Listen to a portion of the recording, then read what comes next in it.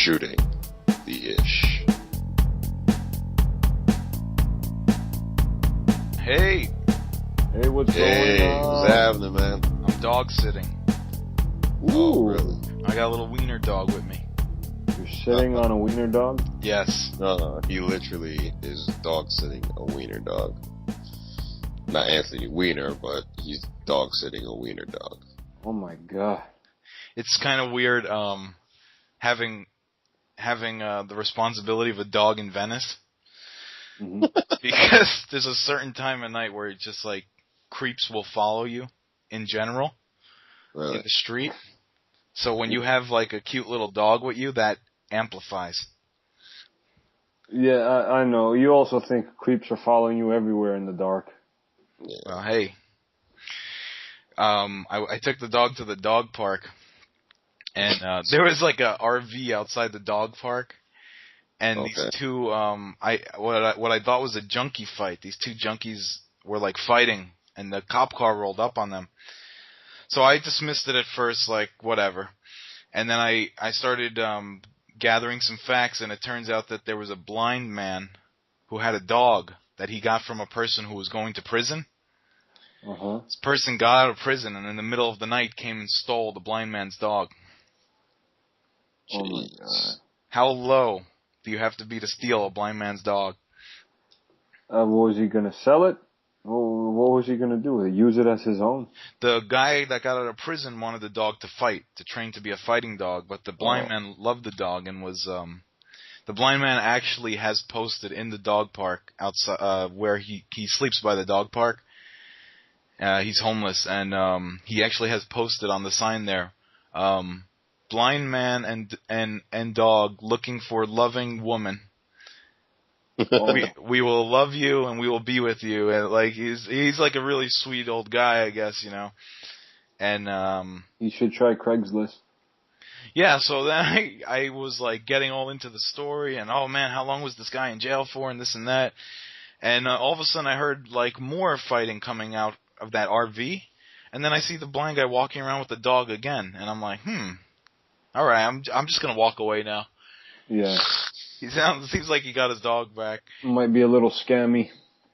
It is funny though, like when things go down like that in Venice, because the cops roll up, and then you see like a guy with a walking stick talking to the cops.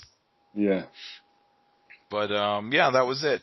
There's so many ridiculous scams. A few months ago, I was in North Hollywood at a gas station, and this well-to-do looking Asian guy comes up to me, and he's like, "Hey, how are you? My name is so-and-so. I'm a doctor at so-and-so hospital. My car, I just ran out of gas, and if you could possibly give me a ride to the hospital, or so I can get my wallet. I don't have my wallet, or can you give me $10, and this and that." And I was actually talking to him, this was a few months back, and I was trying to see how I can help him out, and then this lady stepped in, and I used that as my escape. So the other night, I was going to Stop and Shop Ralph's rather. Stop and Shop is the East Coast Ralph's. Ralph's in North Hollywood, and the same guy came up to me saying the same thing. Wow. But it was like midnight or 1 a.m. Last time it was in the afternoon. And the same guy, recognized him immediately. And at that point, I was very tired. I wanted to go in there, do my shopping, and leave. And he just came up to me and he said, "Oh, hi, I'm a doctor, this and that." I'm like, "Sorry, buddy." Is that how he said it? Yeah. The same exact guy. And it took me like 2 or 3 seconds to I thought I had seen a movie with this, like this. And then I realized, holy shit, as I was walking away, as soon as I told him, "No, I can't help you," that it was the same guy. And I turned around, and he was walking up to the next person saying the same crap. Wow. We are looking for $2 to go across the country for our baseball league. Yeah. "Excuse me, sir, can you donate a couple of dollars to our little league fund, or can you buy some chocolates?" Brian, what happens to you personally? Do you have personal stories? Well, do I have personal stories? Not within the magnitude of you guys in terms of like having, scams, you guys coming across scams or beggars and whatnot. Think about it, Chris. Brian's black. No one's going to try to scam him. Actually, you'd be surprised. Here's the funny thing. Actually, at my job, there is this guy who, it's a white guy, and he's notorious for, like, trying to beg, money from black dudes. That's one. That's Two, cool. like, there's actually a guy within our job, because it's manual labor, and we have to use gloves. Now, there's a black guy that sells gloves, for a decent price. Mm-hmm. Now, this white guy, tried to steal this guy's gloves when the dude was not looking. Really? Wow. Yeah. And, and my personal favorite is that, there's another person that does vending. He sells, food and drinks, coffee and whatnot. And, he has in his truck, sandwiches in there. And he has like this like open and closed type of glass, window. And he was on the other side just looking for, drinks to give to one of the customers. And he hears an open and shut, of the door, if you will.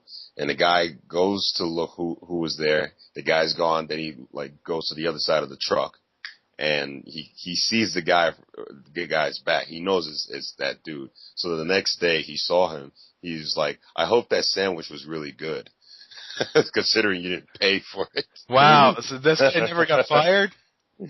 No, unfortunately. But he is notorious. Well, he hasn't gotten his ass beat by anybody. I mean, listen, this guy needs a few smacks, obviously. What's the issue here? The issue is caught, I guess. He's not getting caught by the powers to be. No, forget about the powers to be. How about you guys? Trying to scam you on a regular basis? Throw some smacks his way. Let's see if he does it again after that. Yeah, but who's going to fight a coworker? If he keeps trying to rob you, yeah. If this guy tried once, okay. All right, maybe it was a bad judgment call. Twice? Or try to do it to multiple people, this guy needs a beating. You know what it is in a work environment or something like that, you always try to keep a certain peace, and then when something like that just generally... And on top of that, they have zero tolerance for violence in the workplace. So. Oh, yeah, no, believe me, yeah, I get that. You don't want to do that at work, but wait till he gets off. Go smack his knees around a little bit. He'll remember you when he's limping around for a few weeks. Right. He'll try to rob you again. That's for sure. Right. I'm picturing you picking up a box and slamming it over that guy. he'll probably just. You're probably right. Thanks for the and here's the thing, though. What's even worse is that the guy, he's so in denial. Like, he'll always try to defend himself. Like what he sees himself doing is nothing wrong. Yeah. When you catch him, he's like, what are you talking about? I mean, I thought I could have sworn I paid for, X, Y, and Z and all that kind of stuff.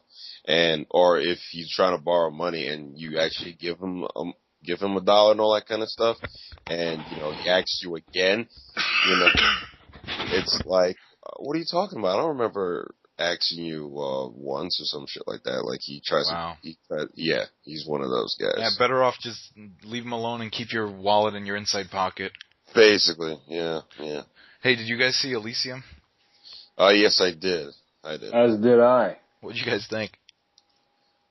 Go ahead. I mean, I thought it was like a revamped version of Metropolis in terms of the backdrop being the future and the story dealing with the class system and how wide the gap is. And I thought that was interesting in terms of how it dealt with modern times in terms of what's going on right now with the war on the middle class and how there's hardly any middle class at all in this day and age.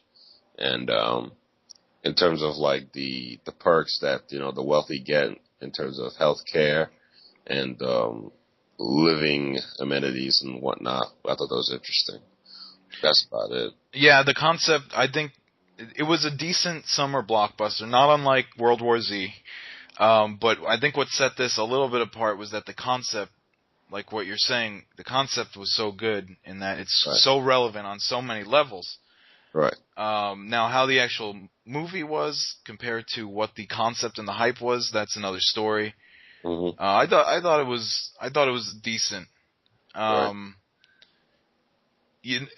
The marketing was very good. I mean, the movie is called Elysium. That's a made-up word, or that's a word that's not really in a human vernacular or in the English vernacular. Like, we don't use that word on a yearly. We never use that word, but everyone knows how that movie's spelled. Right. So they did a great job of marketing. They did a great job with the hype. Right. When they put that suit on him, that was kind of bloody. That wasn't Darth Vader. They went in there and cut him up and put that suit on him. Right. It was like almost like the next step toward Iron Man, if you will. Something like that. I don't like in terms of like putting on an exosuit on a human permanently, if you will. Yeah, they maybe they should have just given him a helmet because he was still pretty exposed to like gunfire and those things. Right.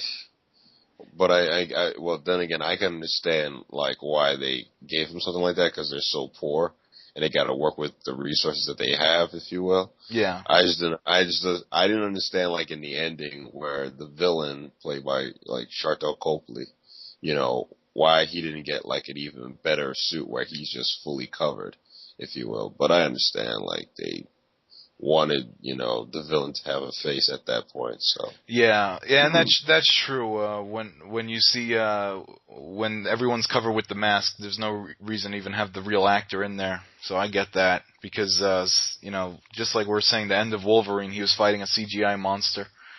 Right. Then it just got. I'm sure that looks silly. So if you take 2 steps back. So yeah. Elysium derived from the ancient Greek word Elysion, which means any place or state of perfect happiness and or paradise. So, what'd you think of that movie, George? I felt, well, first off, I think I need to see it again, just because there was a guy sitting in front of me with a ridiculous hair poof. Like, ridiculous hair poof. I wanted to kill this guy. He, whichever way he was sitting. Dude, not even cut his hair? No, kill. Okay. Not a haircut, not a trim, not an excuse me, a kill. Headshot. Straight up headshot. But you don't know if you'd hit his head or his hair, though. I know, that's the messed up part. I would have to take multiple headshots. So, Elysium. Would you prefer to use like the weapons that were on display in that film, just out of curiosity? No. A machete would do. They had some interesting weapons. Yeah. So, definitely. As far as the movie's concerned, I felt very disconnected from it. There was poor character development. It just felt forced. I mean, it looked nice, but at the same time, I didn't care about any of the characters. I didn't care about Matt Damon's character when he was a baby. I didn't care about his little girlfriend's character when she was a baby. I didn't care about Jodie Foster. Right. I didn't care about anybody. When Matt Damon was hit with that super radiation and he was going to die in 5 days, I said, all right. You're not supposed to feel that when you're watching a movie. When the main character has 5 days to live, you're supposed to feel like you have 5 days to live. Yeah, like, oh my God, you're supposed to feel like, oh shit, what is he going to do? I was just sitting there watching him like, all right, he's going to die. Right, exactly. Yeah, life goes on. Jodie Foster had that accent. Yeah. Felt forced to me. Yeah, it was like she was trying to convey a transatlantic accent, if you will. Yeah. Where you're not quite sure if she's British or American. Yeah. And yeah, I just thought it was kind of weird. They were trying to force more of a message of the split between the classes. Yeah. More so than developing the character. A character and or a story that's a little bit deeper than one guy that is more strong-willed than anybody in Elysium is going to go up there and take care of business. Like, we've seen that before. I get that. And here's the thing, though. I didn't understand, like, the crazy villain's, like, purpose. Like, I mean, yeah, we know he's crazy. But, and, like, it reminded me of the old saying, that one particular scene, I won't give too much away, where, you have the insane people running the asylum. I'm like, well, what was his purpose of, like, trying to run the asylum for, in this case, Elysium, Yeah. Like, he was gonna kill, the Damon's character, but for what purpose? Because, like, the data that his character, that the lead character, downloaded into his mind could have, like, changed everything, and it probably would have worked to their benefit. So I don't understand what's the point of killing him. Yeah, that was kind of weird to me too, because you introduced Jodie Foster as the antagonist, and then you kind of had this guy take over in a lot of ways, where he was just a crazy gun hitman.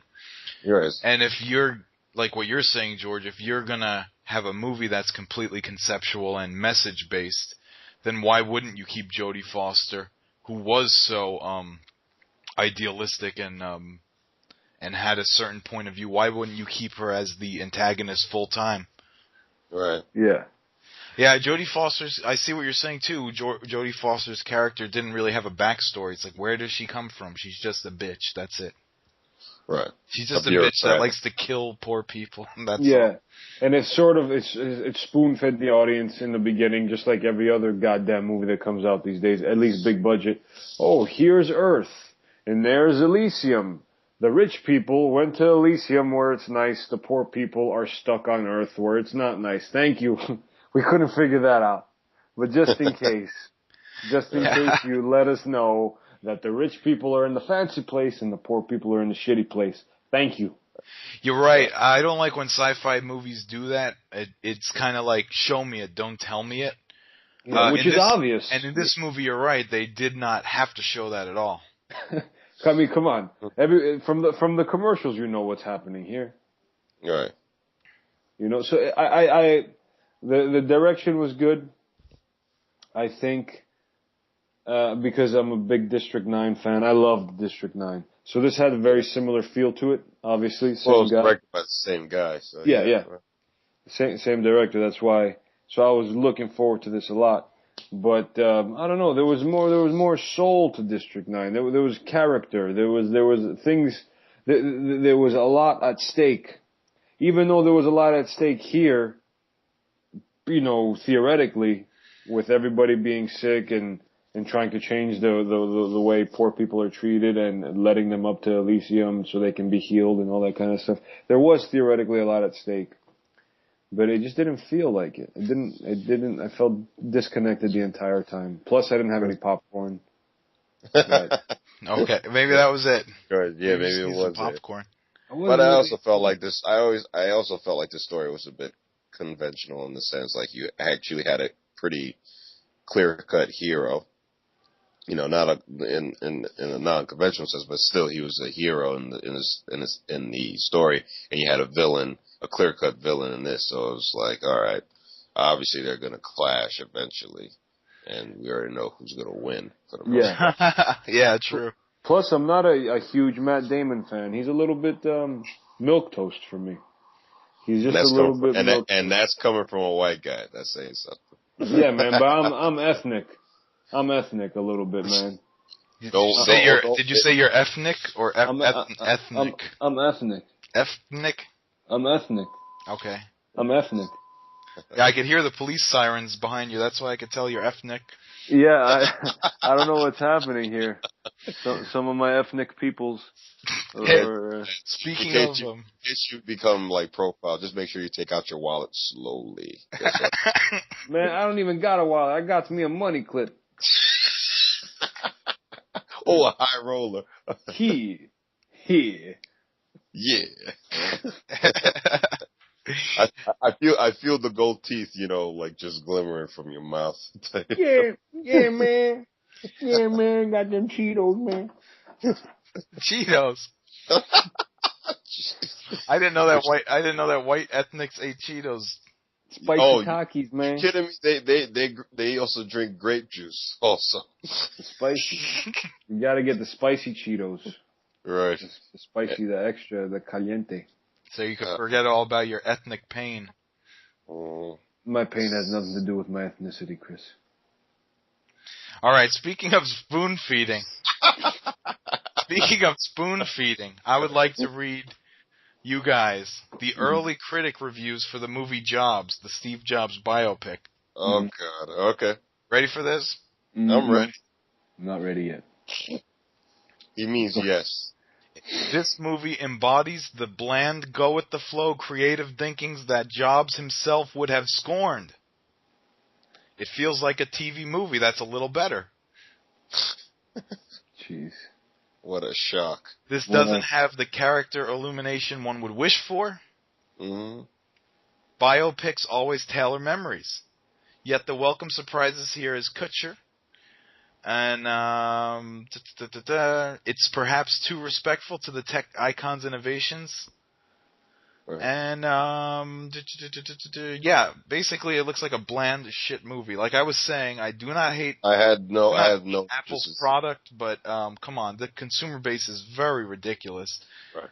And whoever is gonna go see this movie and be all for, I guess if you're the type that likes to be spoon fed anyway, then if you're the type that's waiting online for the new iPhone to come out, then I guess you like spoon feeding anyway, and then go see this movie, please.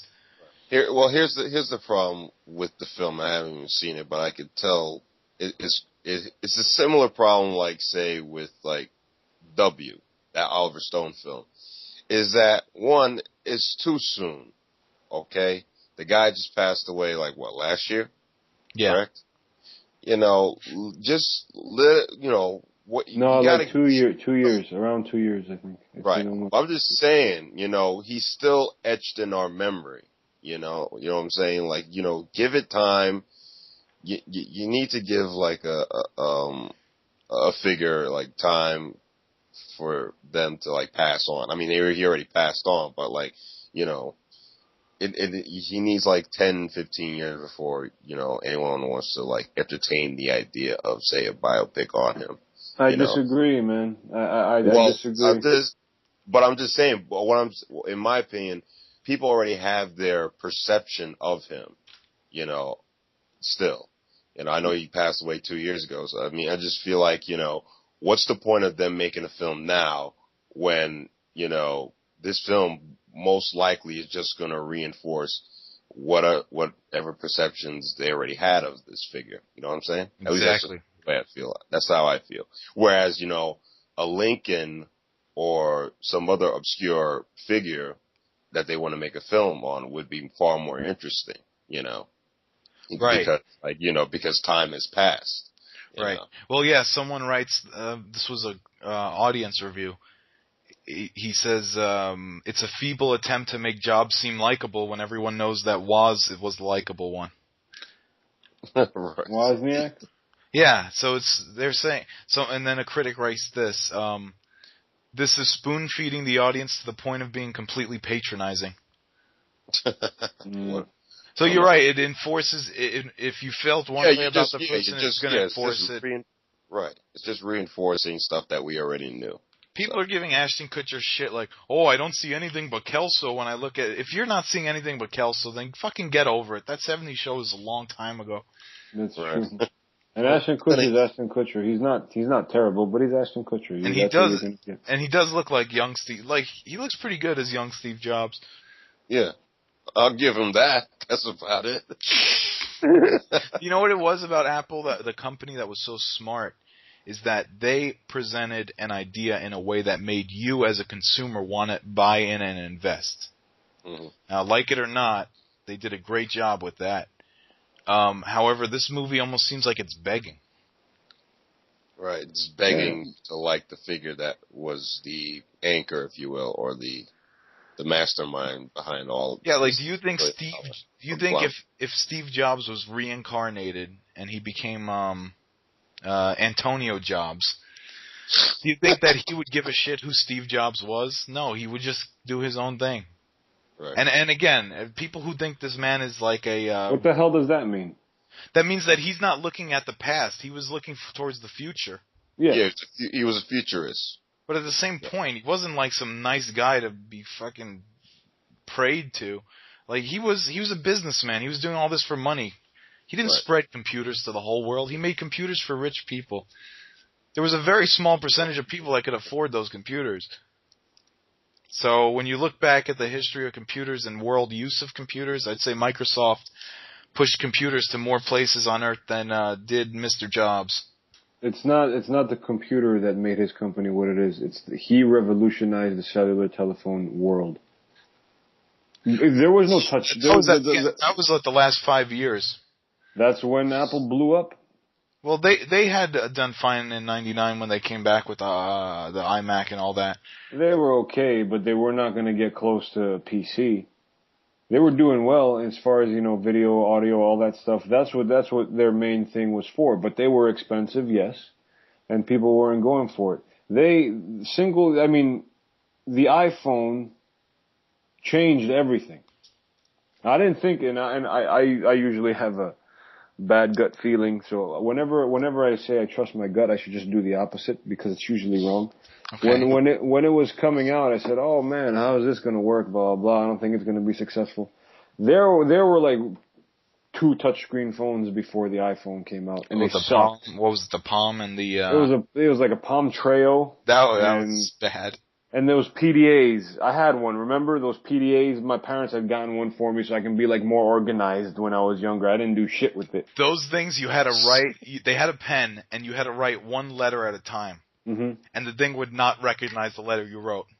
Yeah. Think about it. Those were the touchscreen devices before the iPhone came out. The iPhone came out and it was the best immediately.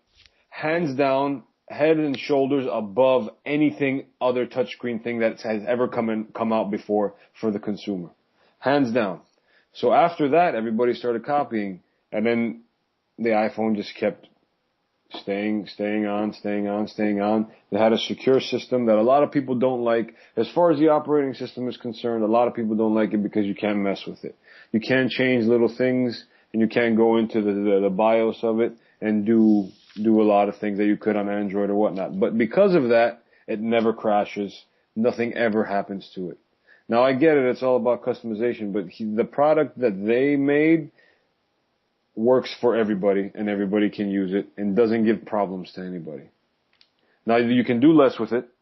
Yeah, than an Android. I don't disregard. No, the product is in terms of being a well-made product, it is for sure. But when you have a culture of people that have now changed their focus, when there is, how can I word this? When you have a culture of people that so readily want to be spoon-fed, then the quest for knowledge or to learn greatly goes down. I would say, although it's simpler and very much more convenient with Apple around, I would say the level of people learning about computing in general has gone down a little bit. Oh yeah, that's true. The new and then Windows and the other operating systems try to keep up with it, so they take out computing functions like where on Windows 7 or 8 can you find the run command? Yeah, you don't have to use it. Exactly. So that's what it is. No, I get what you're saying, but from my perspective, when I buy something, I don't want to have to tinker with it in order for it to work right. When I buy a car, I don't want to have to go change the spark plugs in 2 months. Well, don't buy American, please. Yeah, they're a little bit better since the government bailed them out. But I don't want to have to go into the settings and change something in order for the phone to work regular. That's what Apple does. That's what they offer. And because of that, you don't have to go into the settings or go figure out how these things work in order for it to run right, so you know less about it, because it does what it has to do. Well, if you want to go watch a movie, you don't have to think about too much, then go see Jobs. I don't think I'm really going to see that. I don't think anyone here is going to see that. I just figured I'd bring it up. No, that was good. Speaking of, 1 second, World War Z has cracked 500 million worldwide. Nice. And that's pretty impressive when, you heard, if you were following it in the trades, like, they were having problems, production problems. And like all the critics were anticipating that it was going to be a piece of shit. And, it was quite the opposite. Yeah, they pulled it together. So kudos to them. On the flip side of, like, Trouble Productions, you have the Lone Ranger, which I know none of us went to go and see. No, I had no will to see it. Was there problems on set with that movie? Well, they said that the film went over budget. I think it went like around $250 million or something like that. Wow. In terms of the budget. Right. Nice. And the thing is that it's a Western. It's like, it shouldn't cost that much. Horses shouldn't cost that much. I mean, I know we have like, adjusted inflation and all that kind of stuff, but I guess they had so many goddamn explosions that, pertain to the trains that were used, but that shouldn't have been necessary. Well, yeah. Whatever. They probably have hoof insurance on those horses and all those little movie line items. Yeah, plus the lead character for a movie like that called The Lone Ranger, I think you need a stronger, more reputable lead.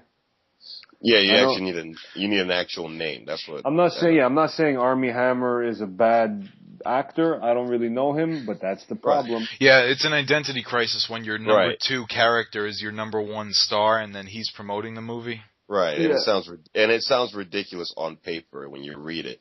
The Lone Ranger starring Johnny Depp as Tonto. Not the Lone Ranger as Tonto. And also, that would indicate that the main character is not lone if he has a sidekick.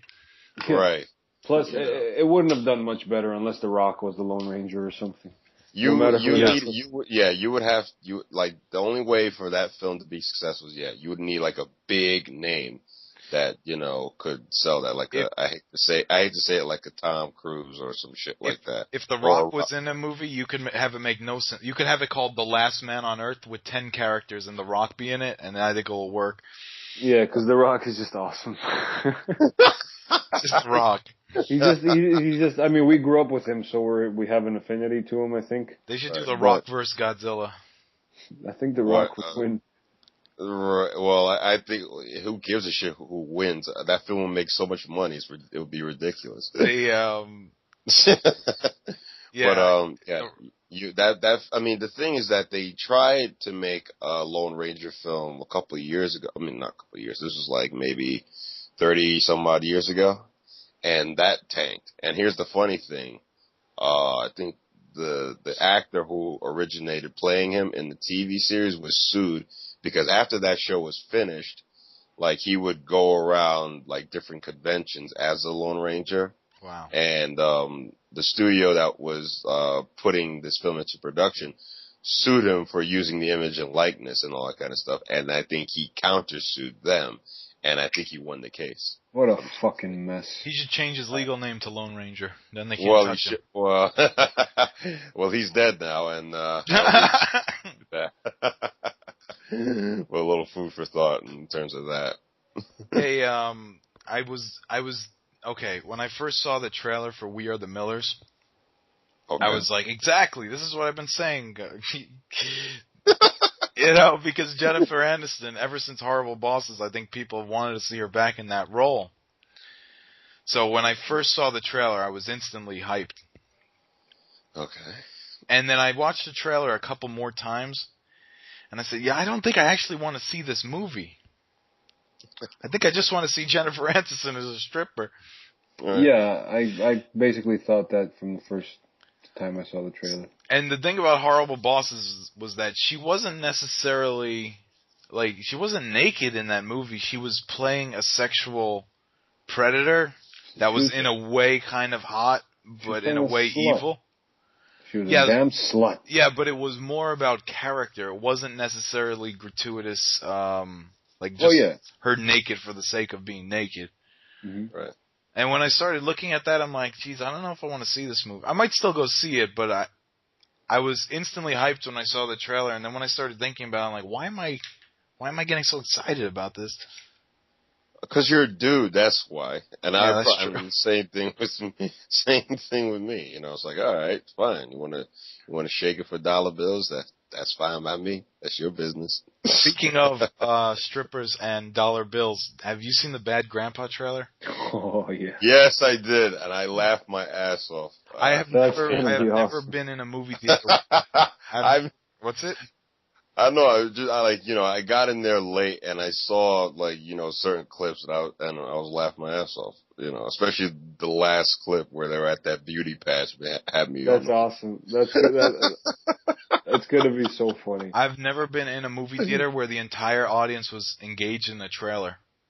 Really? Yeah, they loved it. They loved it because that was a good character that Johnny Knoxville had. His old man was the best of the bunch. It was him, Spike Jonze, and somebody else that were doing the old man characters. The old man, right? Yeah, and his is really good. Like he talks like an old man, moves like an old man. It's really the makeup is awesome as well. And he has a little kid now running around. I'll be honest with you, like the audience I went to see, unfortunately I went to see with the Sunday crowd, so nobody really laughed except me, so I was, I guess, the odd man out, if you will. Oh, wow. As per usual. Yeah. Yeah, I know certain that's why I see in terms of independent films I like them and European films and stuff like that, but when you're in those theaters, it's almost like no one laughs unless the movie tells them to laugh. Right. Sometimes I want to just have fun. I don't care if people are throwing shit or yelling at the screen. I want people to be wild sometimes. Well, yeah. When we went to see Blue Jasmine at the Lamley in Santa Monica, I mean it's a Woody Allen movie, so I'm assuming there was a lot of ex-New Yorkers there because they were all older. Well, it's just that certain audiences take the movie way serious. But it's kind of like if you were at home, you're treating the movie. These guys are treating the movie theater as if they were at home. And you better not talk while I'm talking. But come on, isn't that the point of being in a group? Like something funny might happen. That's my point of view. But I also like when people are wild in the movie, and I guess not everyone is like that. Right. I think it enhances the movie experience, if you will, if people react, if you will, to what's on screen. Yes, that's why horror movies are great because the whole audience is screaming. Right. That's true. Horror movies are fun time. Right. You wouldn't want me in a horror, like watching a horror film. I'll probably tell everybody to shut the fuck up. You know. Shut the fuck up, son. How dare you? How dare you? How dare you scream in my presence? But yeah, when I went to see Elysium, there was like 10 trailers. It was a lot. Really? Yeah, there was a lot of trailers. Was there that many? There was a couple good ones. There was one called The Prisoners, which is about a guy who's like his daughters get kidnapped by a guy in an RV. Speaking of RVs. That's Hugh Jackman.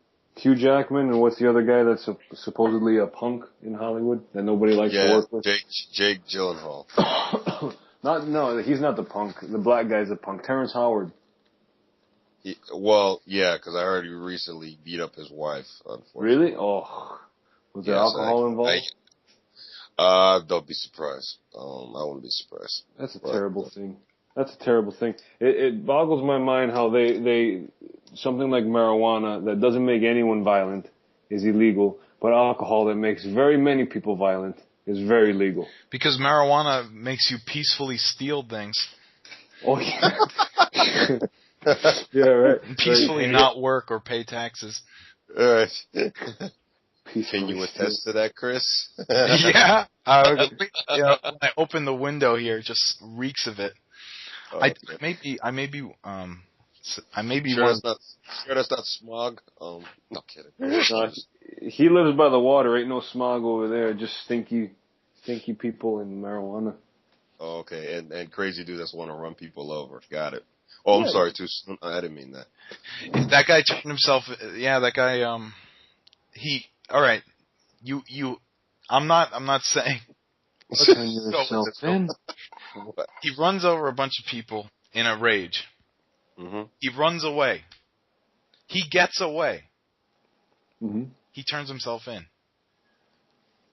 What was his Running motive? away and turn yourself in are contradictory things, but then again, if he's crazy, I guess, whatever. Yeah, he's obviously... Dude, all bets are off at that point. Yeah. He's gotta be a nut, right? Oh, yeah. I guess, man. Terrible. And a girl who was visiting from Italy on her honeymoon died. Mm-hmm. Yeah, that's crazy. Which reminds... Messed up. There was a video of a guy, because I was looking at some of the street cameras from some of the vendors and some of the stores. There was a little kid standing in the street, and a guy, I guess it was his father, darted and grabbed him and dived out of the way of the car. Really? That's crazy. Like an action sequence. Yeah. Because the kid was just standing there. You know, little kids are kind of in their own little world. And all the people started running out of the way, and then the guy ran up and grabbed him and dove. That's crazy. What an asshole. The guy that saved his son was an asshole? No, the motherfucker that was in the car, obviously. Oh, all right. Okay. I'm talking about the little kid. No. Yeah, the kid was an asshole for standing there. What's that little fucker doing standing in the middle of the road? But there was another movie with Tom Hanks that looked cool where he was... Oh, yeah, Captain Phillips? Yeah, that looks dope. Yeah, I'm not really... Somalian pirate thing. There's two movies coming out about pirates. Hollywood always does this. Why? No, wait a minute. What's the other one? I saw a trailer for it a little while back. I don't think anyone as notable as Tom Hanks is in it, but it's also about the same scenario, and the company won't give up the ransom, and they're arguing back and forth with the pirates. It's another one, but it's not Tom Hanks. I guess the most recent example of two major pictures coming out at the same time was White House Down and Olympus Has Fallen. That was really soon. Yeah, right there. And we already know which one was the clear winner in that one. So that's okay. Yeah. Which one? Like monetary? No, Olympus Has Fallen. Yeah, monetary and critically and critically and financially successful was Olympus Has Fallen. Okay. Yeah. Hey, they play a lot of dubstep in trailers these days. Yeah, I know. I was watching that one trailer with the dude that's playing Thor. He's like a F1. He's a Formula One racer. Oh yeah. That actually it's doesn't directed look by bad. Ron Howard. Yeah. It's directed by Ron Howard.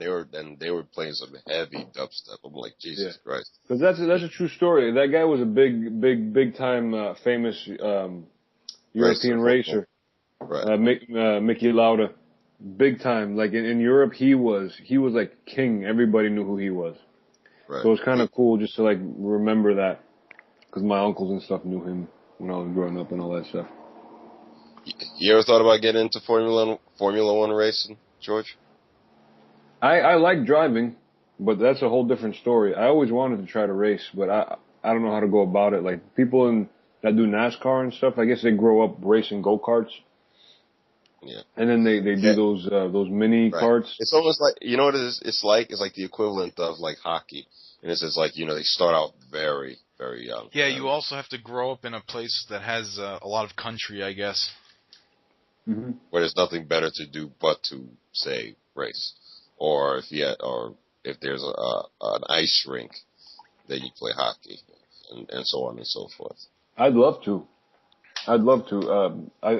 Driving fast is an adrenaline rush that I love. Oh. I've never done it legally, obviously. Right. Every time I've been speeding is illegal.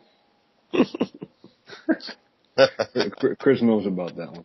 But I rarely. Didn't you two like try to like race each other years ago? If you don't mind me asking.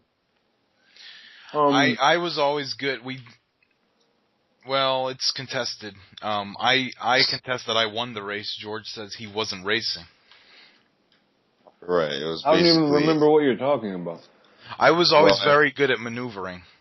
Yeah. So I was outmaneuvering you on the highway, and then I said I beat you, and then you said I didn't know we were racing. Oh, when I was following you to St. John's? Yeah. Oh my God, no! I was following him because I didn't know how to get there. Sorry about that. I was following him, and then all of a sudden he starts dashing through cars. I'm like, where's this asshole going? I don't know how to get there. I beat you, motherfucker. Yeah, you lost me. That's what you did. Yeah, I was following you. I wasn't racing. Well, now we know. Now we know that I won. You did. You did. If you were the only one racing, then you were the only winner. The man thought he was racing someone else, but he was actually racing himself. Well, yeah. And big step track. Big.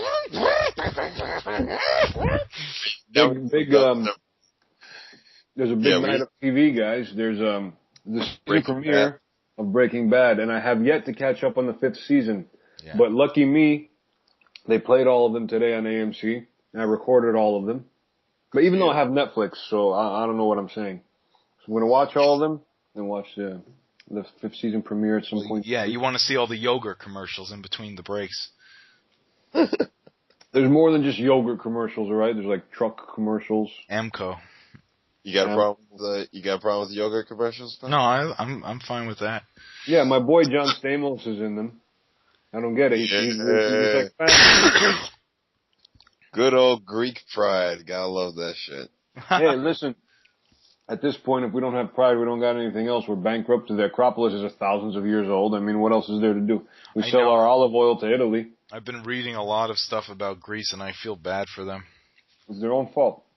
No, I don't know about that. I mean, listen, they're a small country that was doing bullshit and not collecting taxes properly, and everyone around them who are bigger countries, were doing the same thing, except they can continue to sustain themselves, where Greece, because they were smaller, are messed up. And the illegal issue is also bad news. You have like 20% illegal immigrants, right? Yeah. It's something crazy, and then they get benefits from the government. I mean, come on now.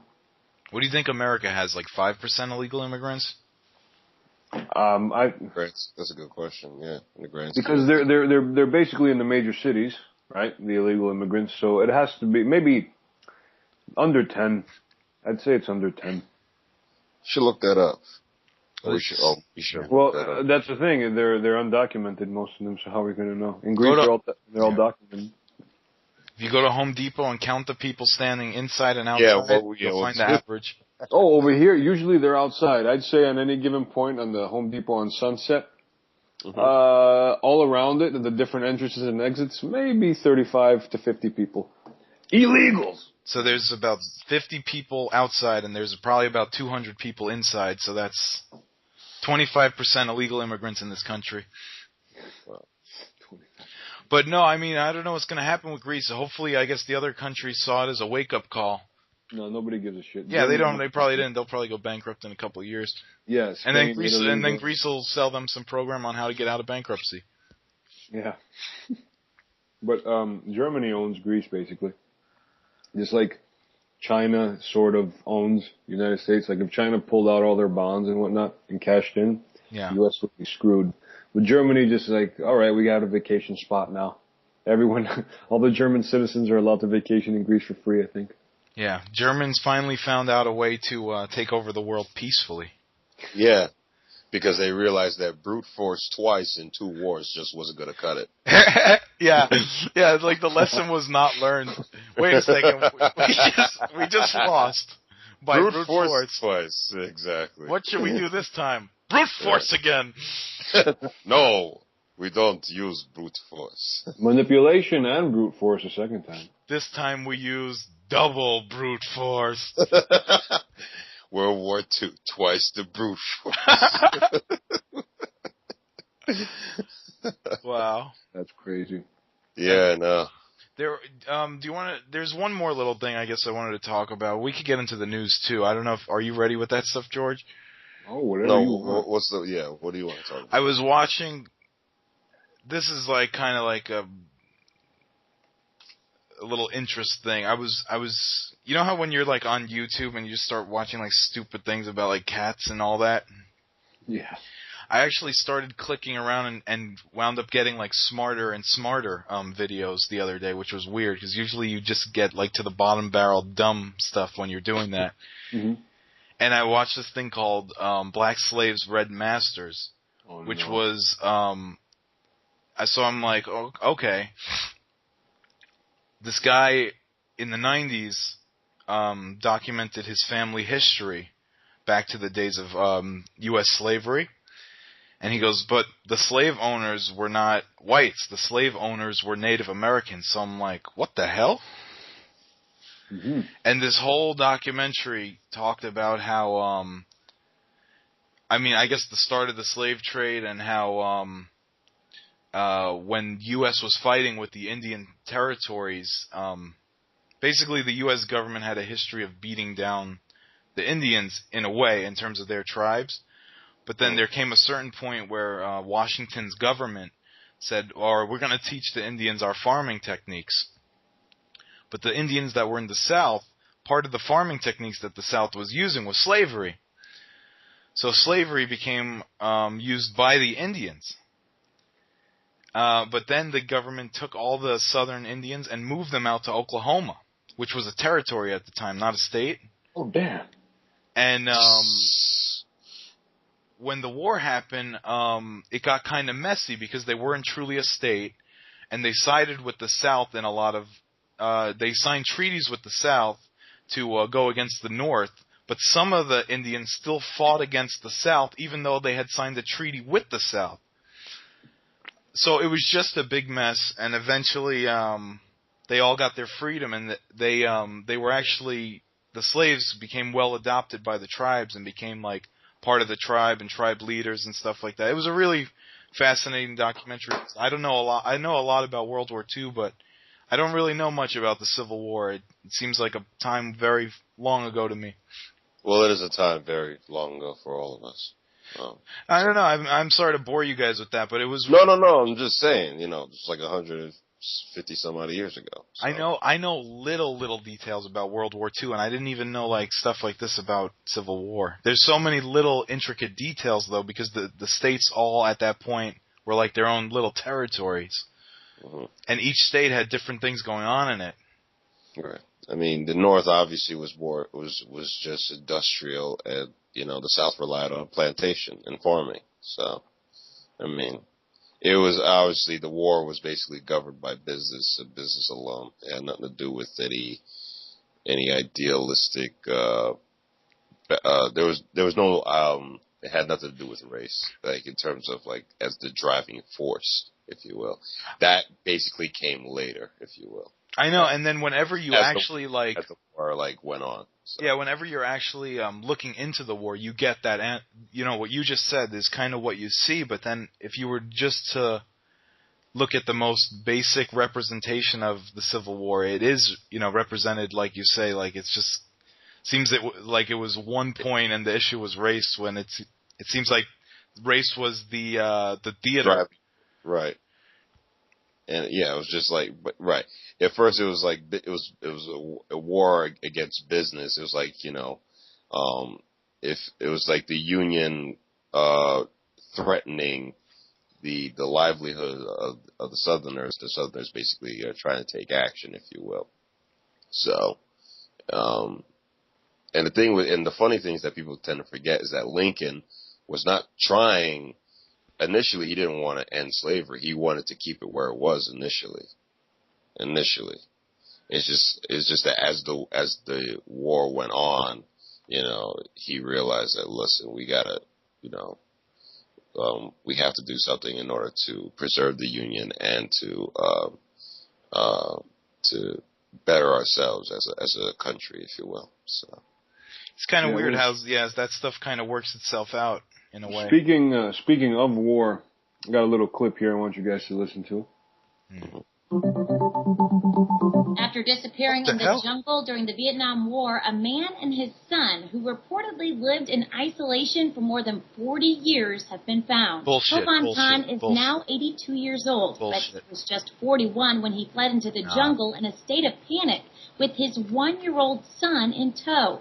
The Daily Mail reports he had just found his wife and 2 other children killed by a landmine. His son, Hovan Leong, is now in his 40s. He has no knowledge of the world outside the jungle and can't speak the mainstream language. The pair's only clothes were loincloths made out of tree bark. The Times reports they had been living in a treehouse about 25 miles from a nearby village. People from that village found the pair while foraging for firewood just days ago. Leong appeared to be in surprisingly good health, but his father had to be carried out of the jungle on a stretcher. The two had been living off corn and wild vegetables. They also smoked tobacco that grew nearby. That's good. Yeah, they look like they're in good shape. And why do you say bullshit, Chris?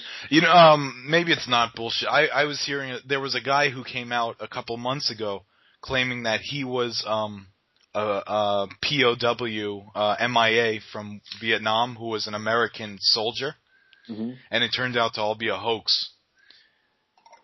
So when I hear those stories, at first I think BS, because how could you survive for that long? But this was actually a national of the country? Yeah, this was in Vietnam. All right. Wow, that's crazy. Yeah, 40 years. I mean, they look like they're in good shape, but the one guy, the son, who's in his 40s, very skinny. He just looked completely dazed, like he didn't know what was happening. But I mean, you could obviously live off the earth and be healthy and won't have problems such as cancer and all the crazy diseases that we have by eating all the bullshit that these stores sell us. At the same time, after a certain amount of time, aren't you going to at least sneak around to check if America's running your country or your country's running your country? Some people are scared, man. Also, for the guy who was born into that lifestyle, when he was 15, did he not want to get out of the treehouse? Well, what if it's the only other person that spoke to him, or the only other human that he's ever known, was telling him, don't go out there, you're going to get killed? What would you do? I don't know. That's a crazy story. Well, on a lighter note, I have a clip here of our good old friend, John McClane, a.k.a. Bruce Willis. He's not really a good friend of ours. No. So. Well, that's why you're there and I'm here, buddy. No, I'm just kidding. Whatever, it's Bruce Willis. Listen to this. Yeah, that's our L.A. buddy. Edwards of London radio station Magic 105.4. Bullshit. No, I'm just joking. Place to actually film in, because you do travel all over the world in this film. Istanbul. To go to Istanbul. Oh, not in this film. I thought you just were saying my favorite. In general, I like Istanbul. At least it proves I've seen the film, which is a good thing. Yeah. Has any actor ever told you this, Jamie? This part is not acting, what we're doing right now. You might be. But we're just selling the film now. Sales. The fun part was making the movie. Wow. He just flips on the the interviewer. Wow. Right. There's more to it, but I mean, he's just he's getting pissed at somebody that's doing his job, which is unnecessary. What that guy was looking for is a soundbite. That interviewer. That guy works for a radio station. The way it works is that these actors come in and sit down literally for a minute or two. It's like a super condensed interview where they're literally looking for, I had a blast, it's gonna be a blast. Well, he got a soundbite. Yeah, true. He got a great one. He got better, more than he bargained for. He got. Get him. Wow, that guy must have felt so weird when he was doing that. That was good. I also we stumbled upon this commercial that it's not very popular. Wait, real quick. Was Bruce Willis upset because of that Expendables 3 news? No, I don't know. What is the Expendables 3 news? Well, he's out, right? He's out of Expendables 3. Here's what I've read so far. It had something to do with his part was cut immensely, and he had to, they only wanted him for a couple of days. Yeah, but that was the same thing with the first. No, but he wanted like $1 million a day. He wanted $1 million a day, and everybody involved said no. And, he decided to back off, and then Sylvester Stallone, tweeted, something along the lines like greed will get you nowhere or some nonsense like that.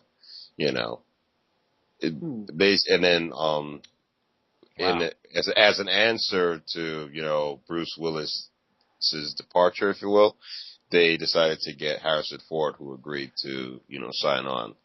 So they got that's interesting. So Harrison Ford's going to be in there, and I know Mel Gibson they locked in. Antonio Banderas, who said he wasn't going to do it, but decided he's going to do it. He's going to be in there. Money talks. And Wesley Snipes is also going to be in there. So it's kind of interesting in a sense how he's out of jail. Yeah, he's out of jail, motherfucker. Oh yeah. Shit! Doctors. Yeah. I know the doctors is kind of. See, this is before Wesley Snipes. Now, anyway, so it's going to be interesting seeing Slide like take on his arch villains from like 2 films like 20 years ago, something like that. Oh shit! Demolition Man, I love that movie. And Assassins. Yeah. That was good. Yeah. They were both good. Yeah. I mean, relatively good. Right. But I'm just saying, it'll be interesting to see, like, what they'll be doing. But I know that Mel Gibson is going to be playing the villain in this one. So. Oh, that's believable. Is he going to be an No, I definitely am cool with that. Because I know he's going to be playing the villain in Machete Kills. And I think this is a good, you know, it's a good, trajectory in terms of where he's going with his career. Springboard. Yeah, even better word. Thank you. And I think it's interesting that they got Ford, you know, Harrison Ford to replace, you know, Bruce Willis, even though I know he's not going to be playing the same. They're not playing the same character. He's not playing Bruce Willis' character, but they kind of play the same characters in terms of like being the everyman action heroes in their respective films. And I just thought that was an interesting casting choice, if you will, on Sly's part. Well, everyone will go see it. Oh yeah, most definitely. I think so. All right, what's next? I came across. What's next? Sorry, I'm really sick. Yes. Well, I mean, sick in the head, we know. Physically sick. As well, physically sick. Yeah, I came across this commercial that I found interesting. And I'm going to let you tell me what the product is. It was the beginning of summer, and no one knew me at camp. I was just a big random loser. Then, things changed. I got my period. Such a courage. I was the first one to get it, so I was like the expert. I became the camp gyno. I'm a queen bee, come get it. No tripping, I got everything you need. I'm a queen. It's a serious responsibility. From now on, you get these from me. I'm like a counselor now. Listen up, ladies. Menstruation demonstration. For these campers, I was their Joan of Arc. Your sword, your shield.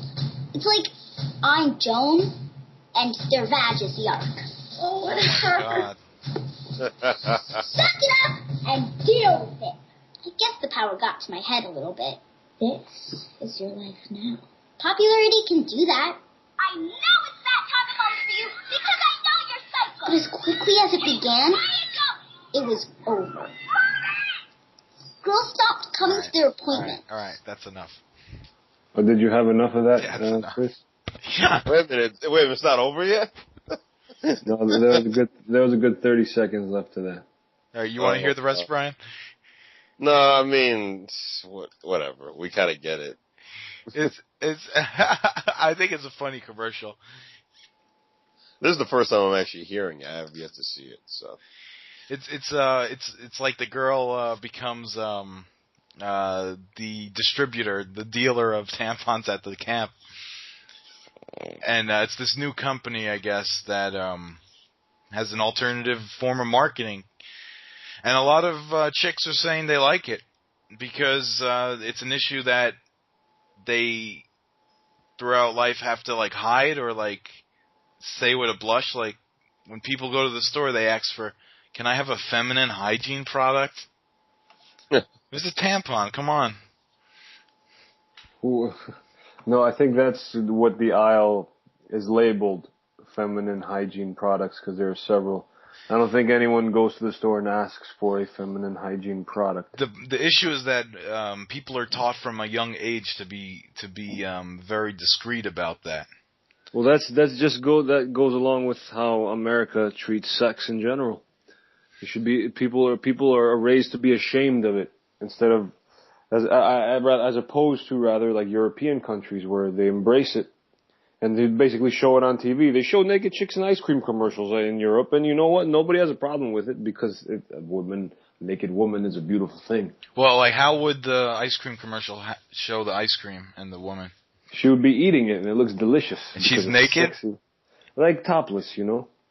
Just like a topless woman eating ice cream? She would be coming out of the shower, you know, and like going straight to the fridge and grabbing an ice cream, you know, something like that.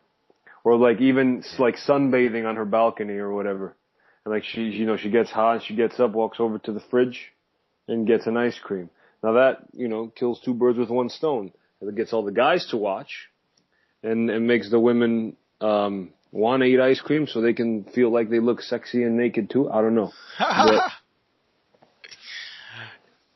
Yeah, I mean, I don't think those commercials would ever fly in this country. And this tampon commercial is an internet commercial. This is not a TV commercial. Damn it. It's good. I like it. I think it's cool. Anyone that has their period already knows this stuff. Yeah, it's good. Everyone's going to be more honest about whatever. And we are living in the female attitude era after all, so why not? You're telling me. What else is going on? Anything else on your end with that? As far as anything interesting is concerned, there's a new app apparently that lets you boycott the Koch brothers and Monsanto. Oh, really? By scanning all the items in your shopping cart. Okay, so wait, the Monsanto, that means that's GMOs. That's what they do. What's the other? Yeah. What's the other guys? The Koch brothers, the Koch Industries. Talking about Ed Koch from People's Court. Yeah, Ed Koch. He's going to sentence you for that terrible joke. All right. They're the Koch Industries. They're one of the world's largest fiber and textile companies in 2004. Since 2004, rather, when they bought a bunch of other people. I'm not sure exactly what negative things. But they're one of those huge corporations. I'm sure people have gripes with them, but I think it's all about the GMO labeling. Yeah. You know, all the genetically modified bullshit that we put in our bodies. It's basically making us sick.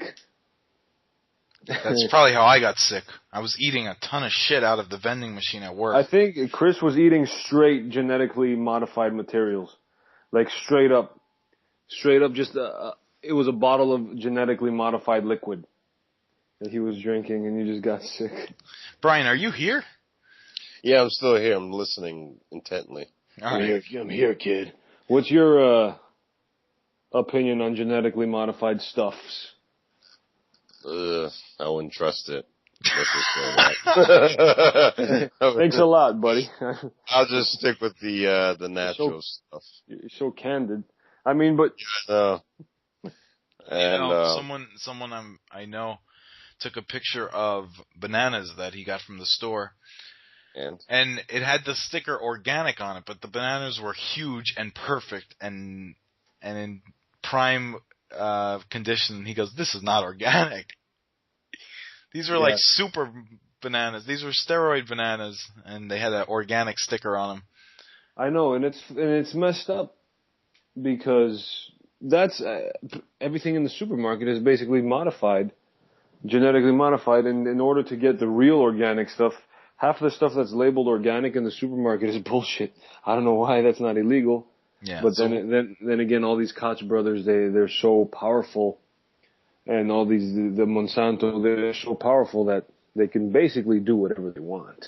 Well, yeah, you hide behind regulations. If it's not, so what they'll do is if it's not 100% inorganic, then it might still be 80% inorganic, and they'll lobby to get some other sticker put on it or something like this.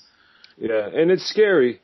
It is scary because we're eating all this stuff and people are just getting sicker, man. So what's the solution? I mean, so at your general supermarket, there's nothing to eat that's healthy for you? You have to go to an alternative supermarket? Those things? No, sure there is. Sure, there's healthy stuff. Like what? Take it up. There's healthy. The stuff is healthy, but it's also genetically modified. Okay. Don't tell me we have to go to the vitamin shop just to like get our food and all that kind of stuff. Vitamin shop doesn't sell food. Yeah, well, or like something akin to it, where we have to. That's true. I don't know, man, because I'm not one of those. I'd like to be able to. Yeah, but the other thing is that it's genetically modified, and when you're eating, it's like the meat too. If you're feeding cows a shit ton of processed stuff and corn and bad stuff for the cows, then you're eating beef. Then what's that beef really made of? Oh yeah, it's all messed up. It's one vicious cycle. Such is life. What else do you have there, Clip Man? I'm actually going to have a fresh selection banana. It's a product of Guatemala.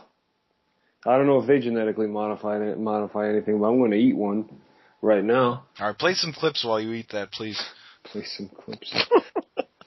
Hey, you don't tell me what clips to play.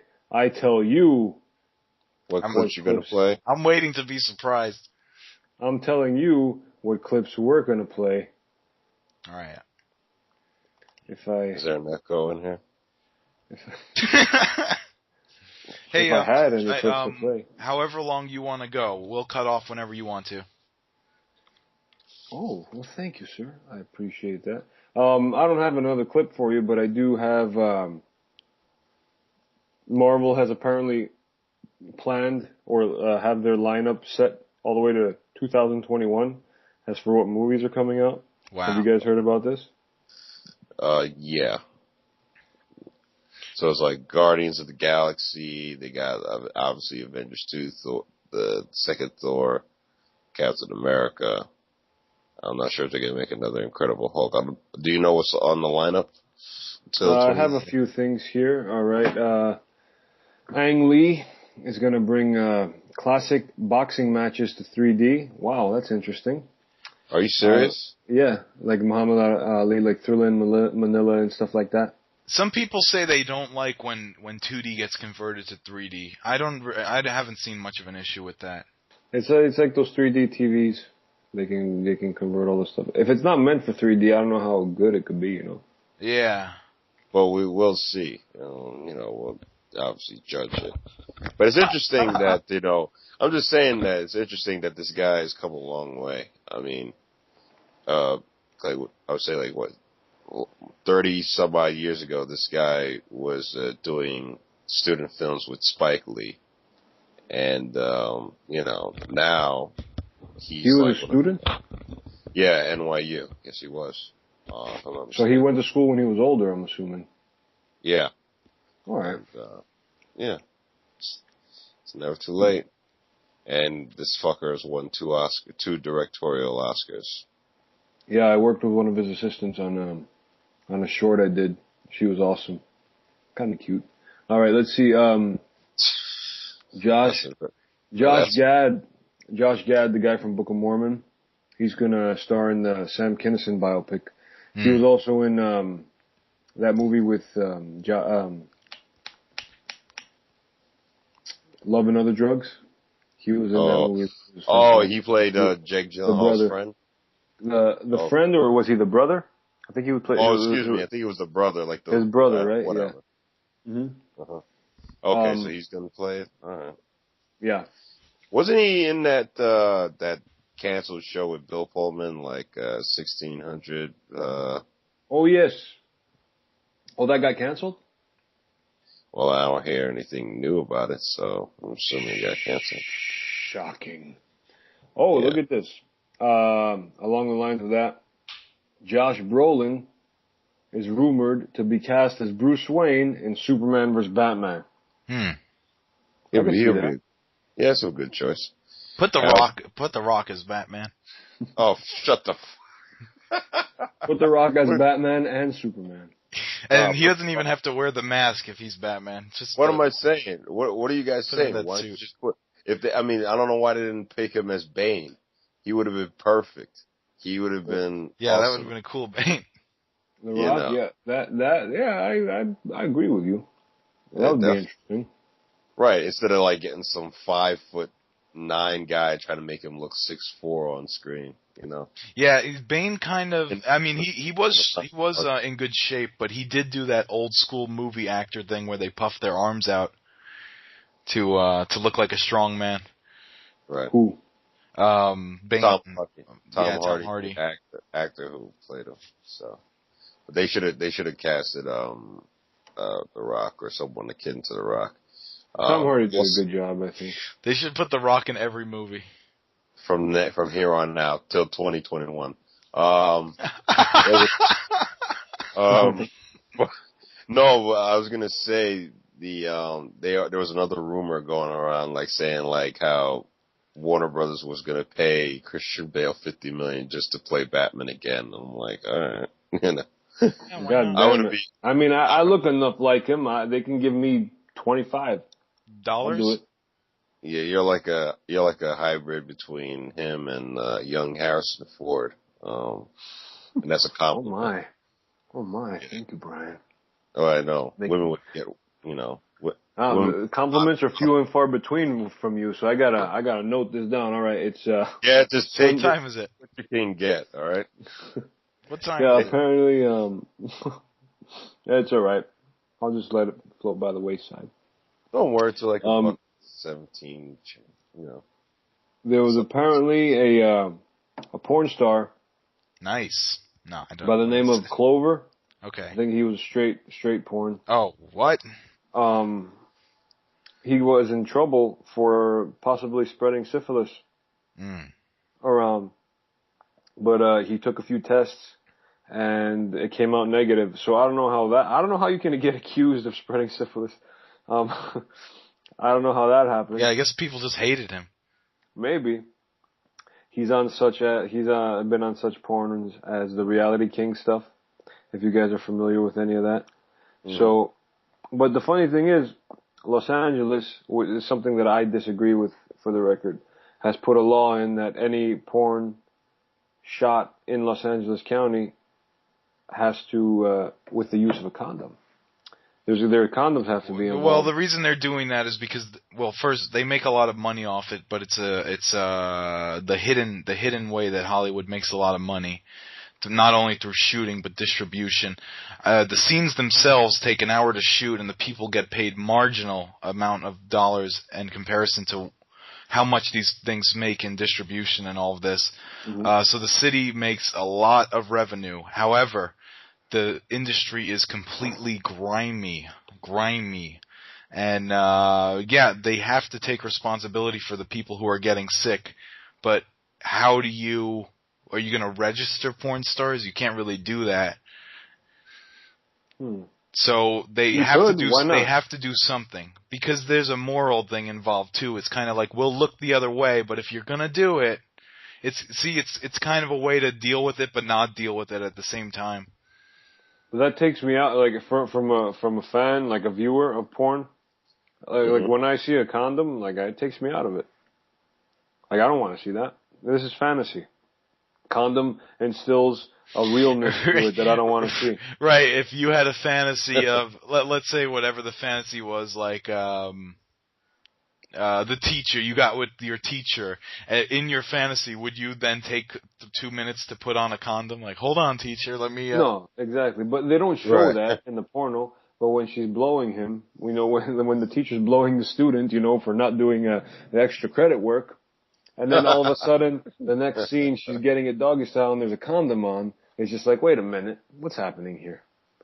Why is there a condom on this guy? This is not my fantasy. There's no condoms or sexually transmitted diseases in my fantasies. I'm switching the channel. I don't know how we got on this. He's got a point. Because he talked about the porn star that. How do they handle that? I mean, isn't the climax of a porn film typically the biggest money? It's the money shot. So how would that be handled with condom use? I guess. Well, it's then the sexual the intercourse is with the guy wearing a condom, and then the money shot, the condom magically disappears again. You see what I'm saying? It's kind of that is kind of weird. That's really weird. From an artist's point of view. Talk about effing with the continuity. Jeez. Exactly, man. Come on now. I didn't know you were such an avid film fan. I didn't know you were critiquing the... Oh, we're going to start a porn review once a week. Listen, he sees the art in porn, and trust me, it's a lot harder than it looks. No pun intended. There you go. This guy. I mean, I've been offered to do it, but I can't. I love sex too much to make it a job. I saw, and speaking of porn, I saw that movie Loveless came out about Linda Lovelace. Mm-hmm. Lovelace. Yeah, I'm not gonna go see it. Why? Well, Amanda Seyfried is playing her, right? Yeah, I've read some reviews. There was it was okay, but it kind of didn't go that deep. It was kind of a very on the surface movie. Pun intended. Yeah. it looked interesting, but I don't know if it glorifies the situation, or I don't know what stance that film is trying to take with that. I don't know why a movie should be made about I could see a TV documentary being made about that, but not a movie. Right. I guess they're trying to humanize, Linda. I mean, how she was human, but they're trying to have the viewers sympathize with her in terms of why she went into this industry and all that. Because I think the reason was there was a guy that was just convincing her to do it. That's the. She was with a guy. It was her boyfriend. He said, "Come, do this on camera." She didn't do it willingly, is what you're saying? I'm not saying she didn't do it willingly. I'm saying she was convinced or coerced.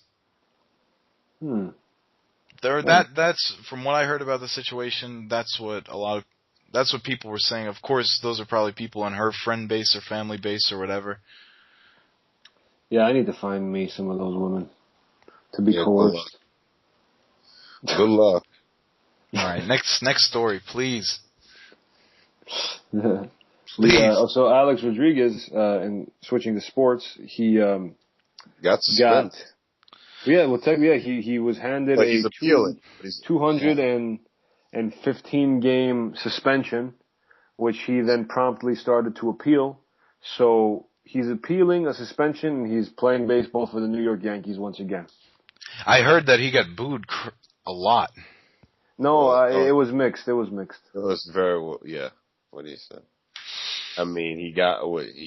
I don't know what he did in the first game. I don't think he only got one hit. He was 1 for 3 the first game or something. Up until today, he was 4 for 15 with 5 strikeouts or some crazy thing like that with 4 hits or something like that. Yeah, 4 for 15. Obviously, that means 4 hits. Duh. But he hit a home run today. Oh, he did. The Yankees, yes. And he was a juicing, allegedly. He probably is. He probably is. But I think it's funny that he wasn't caught juicing, but they have his name on on the list of this biogenesis shit. Well, part of the reason, I don't know if I'm not sure if we discussed this previously, but part of the reason that he got in trouble with the MLB for so much, he got in so much trouble with the MLB is because he tried to tamper with evidence. Yeah, he tried to buy the lists of names and all the records and whatnot, and then MLB found out, so they're pissed. And yeah, he never technically, I don't know if he technically tested positive once steroids became illegal. I'm not sure if he was ever caught, but his name has been on a positive test list, that's for sure. But that might have been prior to 2002. And back then steroids weren't illegal, so even if you did test positive, what are you gonna do? If murder is legal and I shoot somebody and then the next year murder is illegal, and then they tell me, hey, you killed somebody last year, but it wasn't illegal then, but I'm still gonna throw you in jail. So it's kind of. Yeah, that's weird how that stuff works. I guess you can't arrest someone for a law that was not passed at that point. Yeah, that's why he wasn't getting in trouble really. That's why they couldn't suspend him. That's why they never suspended Barry Bonds. All they found with Barry Bonds was this testosterone cream or whatever in his locker. A lot of older guys use that though. A lot of older guys use testosterone. Oh yeah, my uncle does. Yeah, and if you're in the gym a lot and you're older, people use testosterone. Yeah, doctors actually prescribe testosterone. It doesn't have to be like regular doctors, like your pediatrician, not pediatrician. Pediatrician. That was wrong. Your out to lunch with that comment. Jesus, that's all right. Keep going. They prescribe testosterone if you're older and you're feeling sluggish and whatnot. That makes sense. Yeah, you know.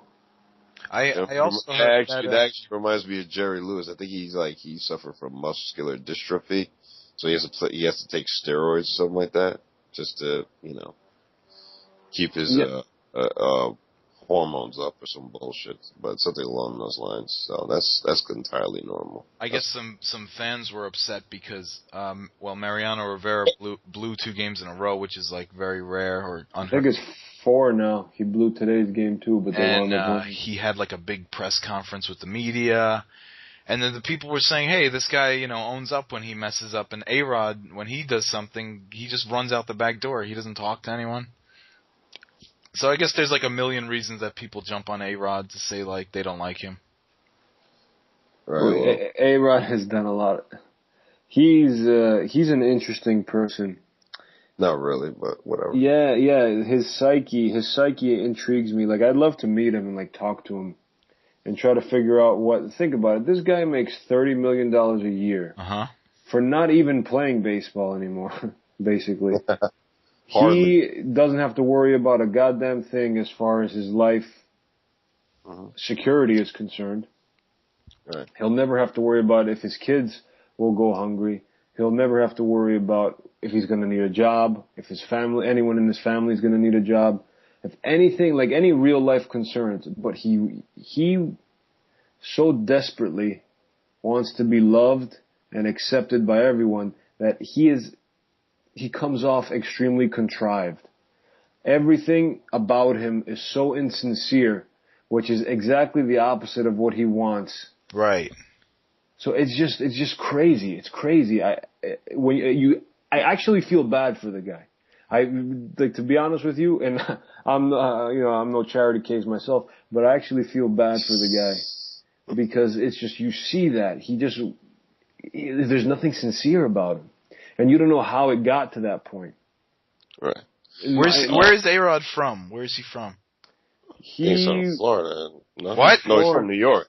He was born in New York. He was born in New York, then grew up in Florida. Like, he was a Met fan growing up, and so that kind of. The Mets should have signed him in like 2004 or 2002. They should have signed him.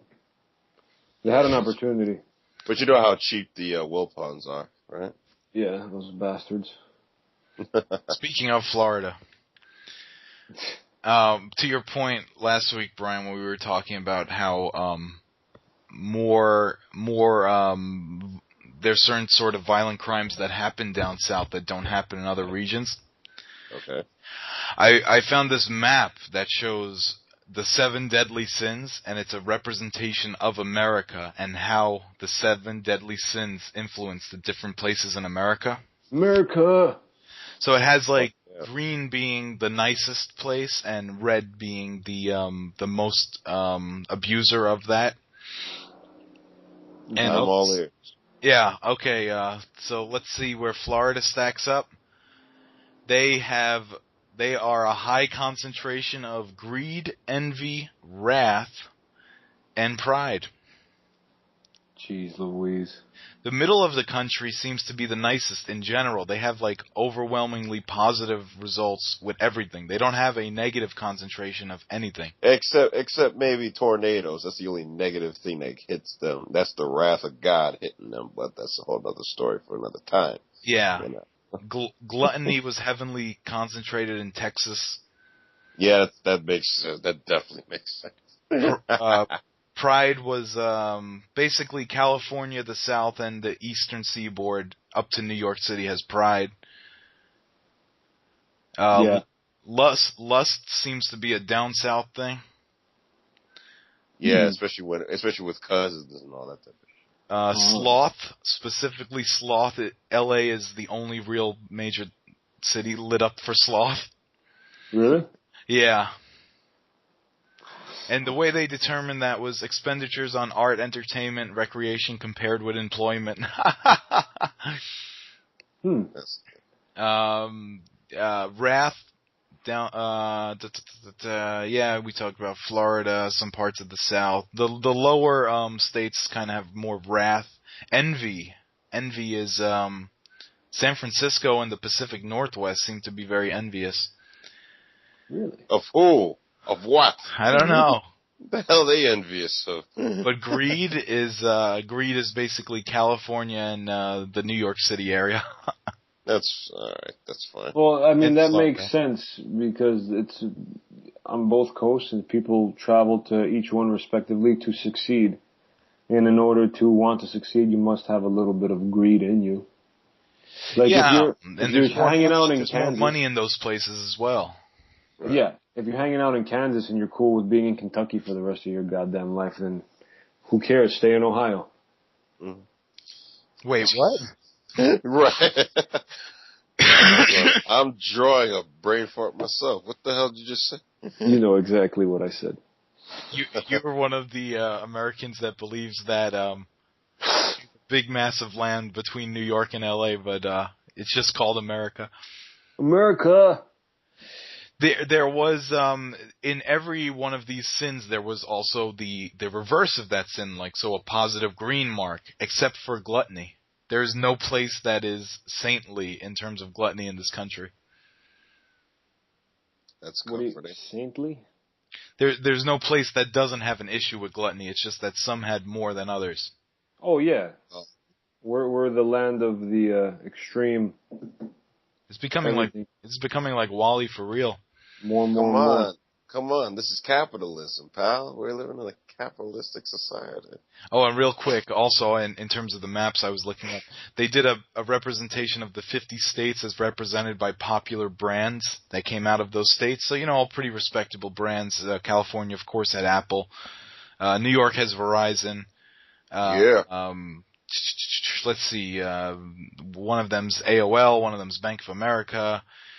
One of them's Oregon has Nike. Seattle, Washington has Starbucks. And guess what Florida has? I gotta hear this. I'm gonna take a guess.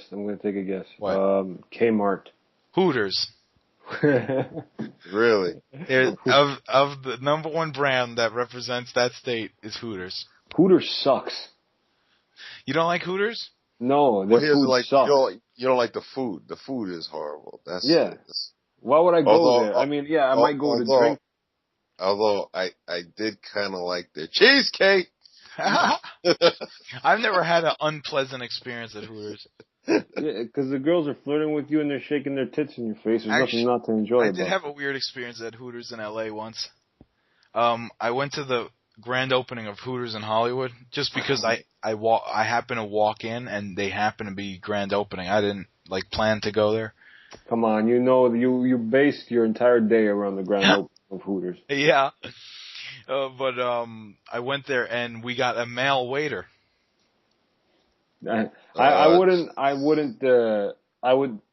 would say I don't want him. I would tell them, can I have another waiter, please?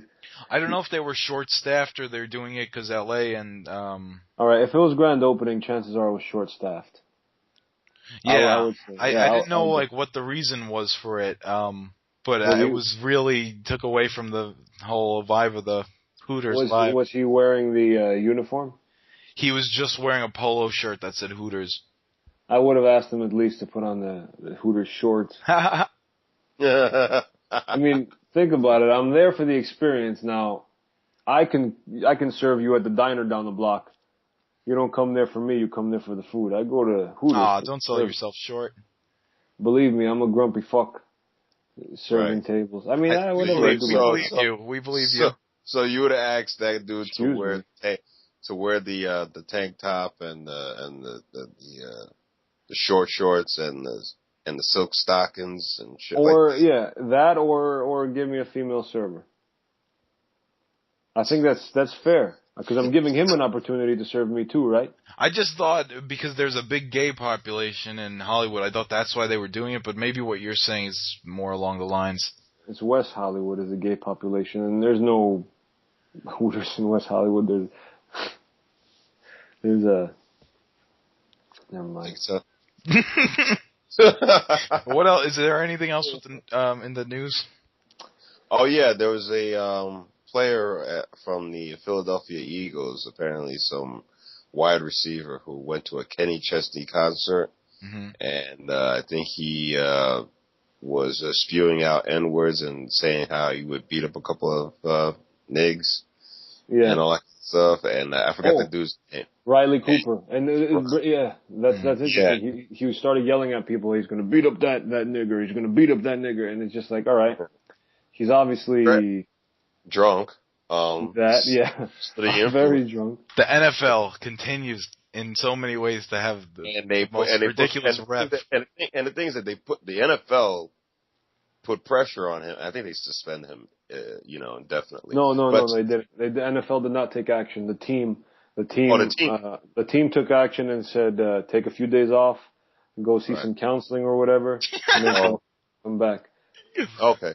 Well, I mean, you can't be screaming that shit, man. I take that back. You know what's ridiculous is that you have like these pundits and guys, the guys who talk sports and get paid to do it. The quote unquote experts. Yeah, the quote unquote experts. The Skip Baylesses and all that. They're like, oh, this is appalling. This is obscene. He should be suspended by the NFL. It's like, dude, shut the fuck up, all right? No, it's not illegal. It's just rude. And it's like, quit acting like you actually give a shit. It's that phony liberalism. Like, they act like they care. All right, it's like, give me a fucking break. It's not illegal. It's just rude. I agree with Brian completely. These are aggressive people. You got a guy like Skip Bayless who's a geek talking about. About guys who are just aggressive. I mean, look at this man's peers, murderers, rapists. So, in terms of aggressive acts, racism is one of the least aggressive acts going on in the NFL. Yeah, and Michael Vick came out and said he forgives him. Assaults, dog fighting. Exactly. And if anything, Michael Vick I'm glad he said that and he came out very fast in saying that because, motherfucker, you were killing dogs. You better forgive this guy for calling somebody else the N-word. But I just feel like, listen, I feel like, look, the team, obviously they did deal with it, but make no mistake of it. This guy, when he comes back, he's going to be a marked man. All right. So. Oh yeah. I mean, you gotta. I mean, the plays where he has to go up the middle. Whoo, yeah, he's going to get laid out. He's going to get laid out for sure. But you don't. These guys all talk shit to each other behind the scenes anyway. We'll see what happens. Yeah. But that brings me to an interesting thing. I went to see a one-man show by my friend Ronnie Marmo performed a one-man show about Lenny Bruce. Right. Yeah, called Lenny Bruce. I'm Not a Comedian. And the opening act, he does several bits from Lenny Bruce. And one of the opening acts is Lenny Bruce comes out into the audience and he's like, "Are there any niggers in here?" And he's like, "Bring the house lights up. Excuse me, are there any niggers in here?" And he's like, "Oh, there's a nigger, there's a nigger, there's a nigger." And like, "How many more niggers?" And this and that. And then he says, "How about some spics?" "Oh, I see 2 spics over there. There's a kike over there. There's a wop over there. 2 guineas down here in front. 2 micks in the back." And then he goes to say, "They're just words. And if you give the words power, then they become powerful. But if you just treat it as a word without any meaning, then it's just a word." Yeah, but the NFL audience is also like it's yeah, they're a bunch of rednecks and whatnot. But then afterwards there was a Q&A, and this one chick, I'm not sure if she was a reporter or whatnot, she asks him, "Hey, do you think you would want to keep the N-word in the act? And, it might be offensive and this and that." And he said, "Hey, this was Lenny Bruce's material. I'm not going to change the material because it might be sensitive to some people." He said, "Personally, I don't agree with using that word, but that was the act. I'm not going to change somebody's history in order to appease some sensitive people. That's not how it should be done. If you're going to do something, do it. Personally, I'm not a fan of it. But then again, this isn't me up here. It's me portraying Lenny Bruce." This country's getting increasingly silly. It's ridiculous, isn't it? And ridiculously sensitive. I want to go to Elysium. I'm trying to get to Elysium, please. Yeah, the med bed will take care of that nasty chest cold you have. All you gotta do is lay down in there, press a button, no matter what you got. The guy's face got reconstructed in like 2 minutes.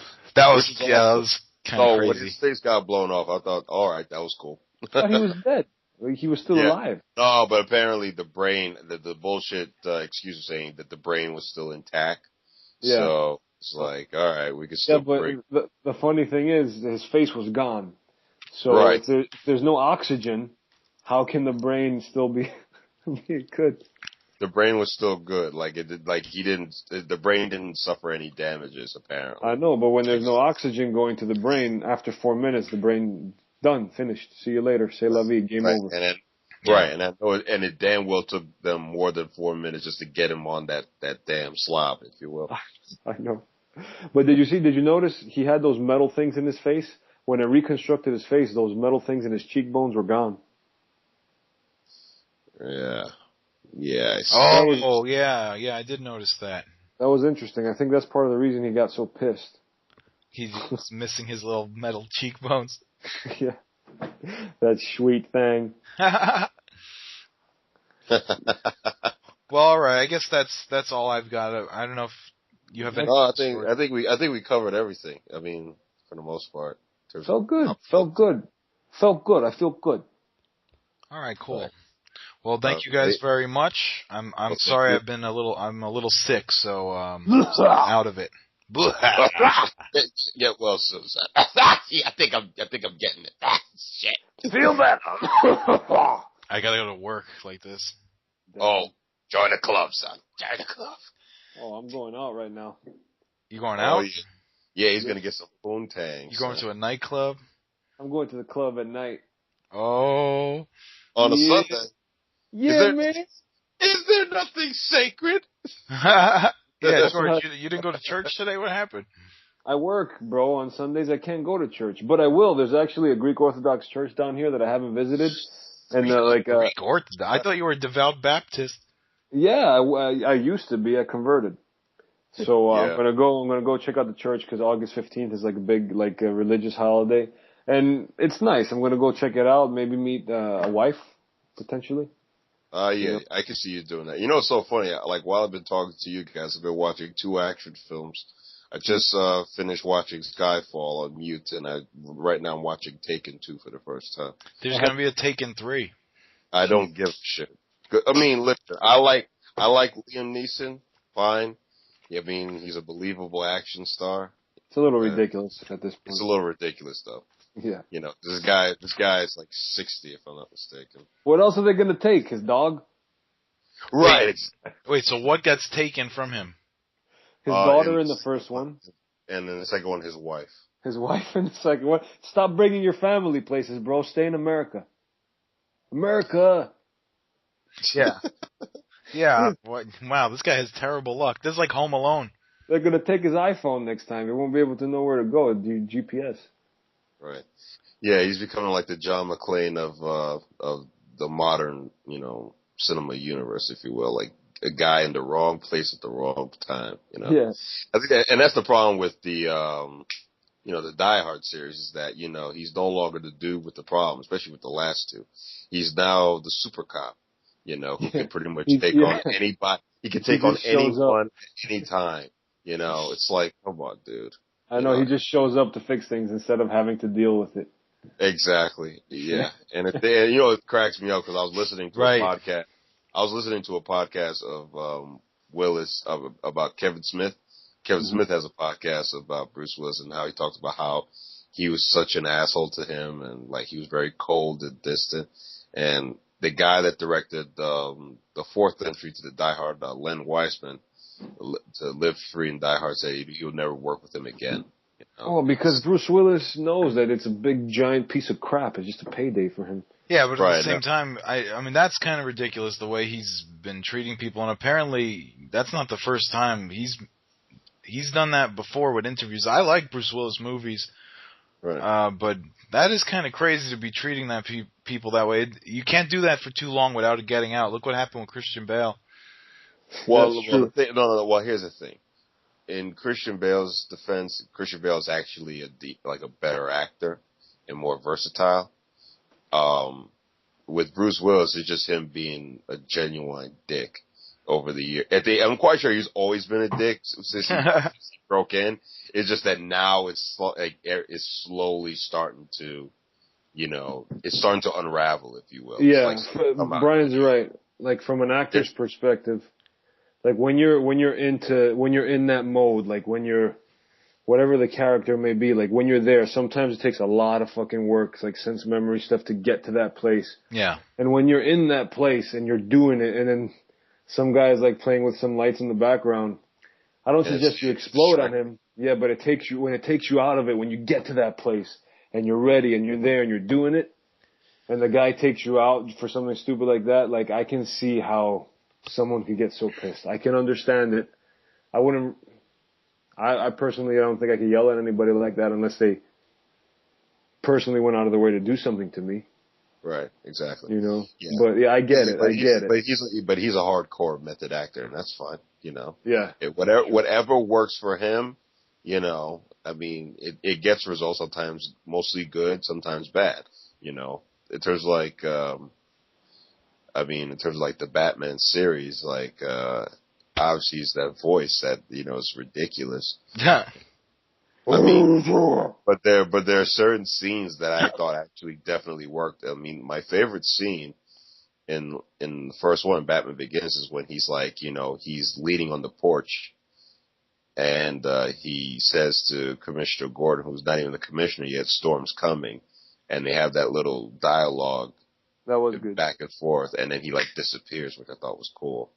I think a scene that doesn't quite work is just like, the interrogation scene in the second one. Or what am I saying? Like second and third one, when he's in the hard light. When he's in that bat suit in the hard light. Batman's supposed to be in the dark. He's supposed to be mysterious. He's supposed to be an urban legend. That's true, Yeah, you're right. In that third one, he was just in daylight fighting.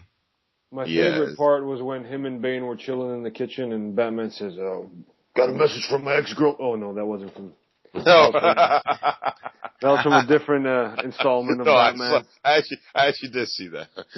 That was from Real World Gotham, in case anyone listening this far into the show wants to look at it. That was a good one.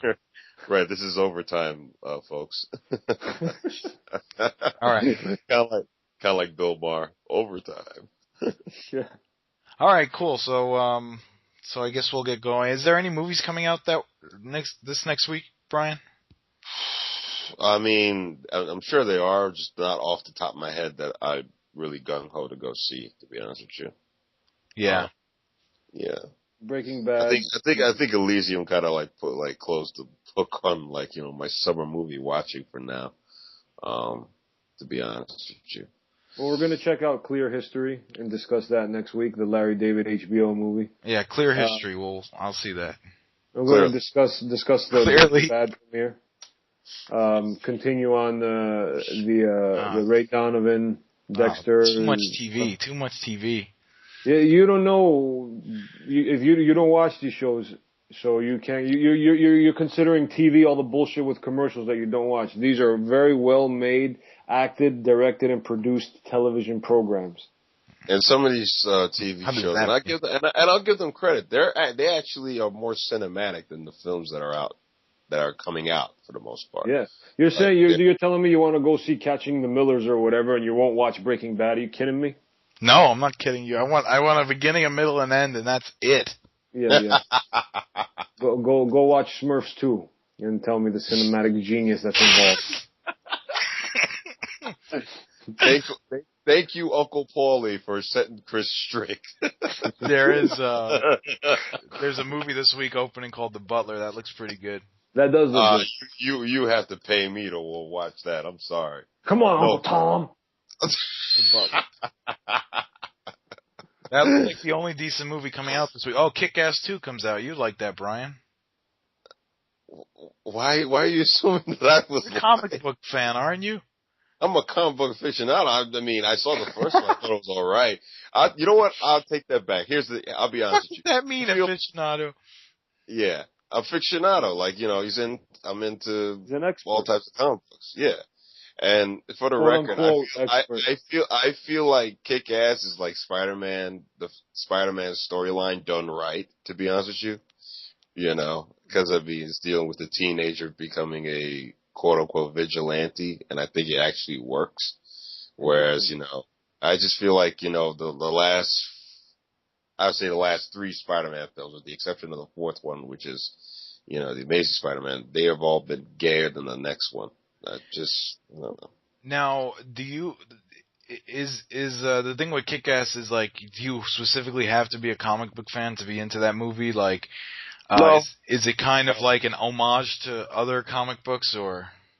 It's basically like poking fun at the notion of these people getting dressed up and doing what they do for the most part. And basically, you know, the real world consequences that they have to deal with when they do decide to take up this sort of ordeal, if you will. Well, this is the sequel, so we'll see what happens. Yeah, we'll see. If you saw the first one, did you see the first one? No, I might have seen a couple minutes of it. Oh no, you know what I saw? I saw that other one where the guys were trying to be Super. I saw Super. Right. There was that, and then there was Defendor. Defendor. I never saw that. That was with Woody Harrelson and I think Kat Dennings, if I'm not mistaken. Yeah, Defender is with that dude from The Office and that chick from Juno. Oh, yeah, okay. I think I did see that. Yeah, but Kick-Ass is like a stylized, way more stylized version of those 2 films that were just previously mentioned. So. Nice. All right. Excellent. Okay, well, I guess that's it. All right, guys. All right, well, we'll catch you next week, and I guess we're going to review TV. Don't worry, you'll like it, Chris. Y'all like it? Alright, so we'll do Clear History next weekend. We'll catch you all later. Alright. Take it easy. See ya.